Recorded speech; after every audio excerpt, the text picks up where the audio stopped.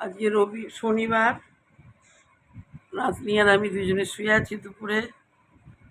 নাতনি ফোন দেখছে, ফোনে কার্টুন, অত কার্টুন ছাড়া কিছু দেখবে না। আর আমিও ফোন দেখছি, আমার এক ইউটিউবের বন্ধুর আবৃত্তি শুনছি। আবৃত্তি শোনার পর নাতনি বলছে, কে গো কে গো? আমি বলছি, আমার এক ইউটিউবের বন্ধু আবৃত্তি শুনছি। বলছি, দেখো কি সুন্দর আবৃত্তি করছে, তুমি শুধু গল্প গল্প বলবে। আমি, দেখ তুই তো গল্প শুনতে ভালোবাসিস,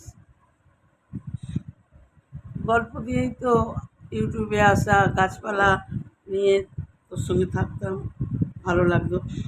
এবং বলছে, না তুমি একটা আবৃত্তি করো। দেখ কী আবৃত্তি করবো, আমার তো গলা মোটা, আমার গলা খুব বাজে, দেখ গলা ধরা। আমার কি আগের মতো গলা আছে? বলে, তুমি আগে তো আমাকে কত আবৃত্তি শিখিয়েছিলে ছোটো ছোটো। আমি ছোটো ছোটো শিখিয়েছিলাম, তুই তখন মনে রাখতে পারতিস, তোর সময় ছিল, কিন্তু এখন তো মনেই রাখিস না, তোর ইচ্ছাই নেই। আগে কত ছোটো ছোটো আবৃত্তি শিখিয়েছিলাম, সব কিছু বলতো, মনেও রাখতো খুব ভালো। যদিও বাচ্চারা মনে রাখতে পারে, ও মনে রাখতো। তো বলছে, না তুমি এখনই একটা আবৃত্তি বলো।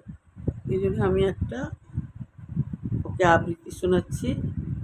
ঠিক আছে, তুই শোন। আজ শনিবার, কালকে রবিবার, তোর তো রবিবারটা এলে তোর তো খুব মনে কষ্ট হয় যে পরের দিন আবার স্কুলে যেতে হবে, পড়তে হবে, এই বলিস। সেই রকম রবীন্দ্রনাথ ঠাকুরের লেখা রবিবার। সোম মঙ্গল বুধ এরা সব আসে তাড়াতাড়ি, এদের ঘরে আছে বুঝি মস্ত হাওয়া গাড়ি। রবিবার সে কেন মাগো এমন দেরি করে, ধীরে ধীরে পৌঁছায় সে সকল বারের পরে।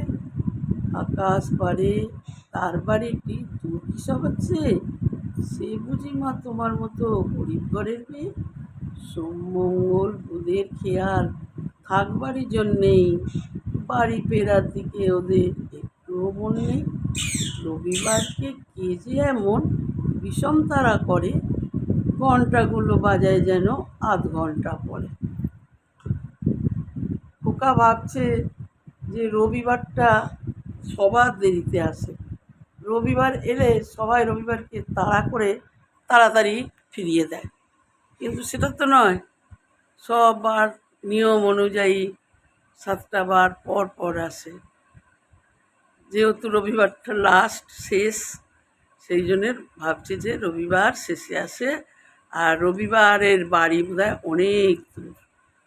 খোকার মনে এটাই হচ্ছে, খোকার মনে এটাই কষ্ট, রবিবার কেন দেরি করে আসে। কিন্তু সপ্তাহের শেষ বার রবিবার, তাই রবিবার দেরি করে আসে। কেমন লাগলো তোর বল?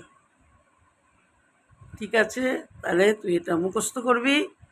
আমি কিন্তু এটা শুনতে চাই, এটা সবাইকে বলবি, বুঝলি?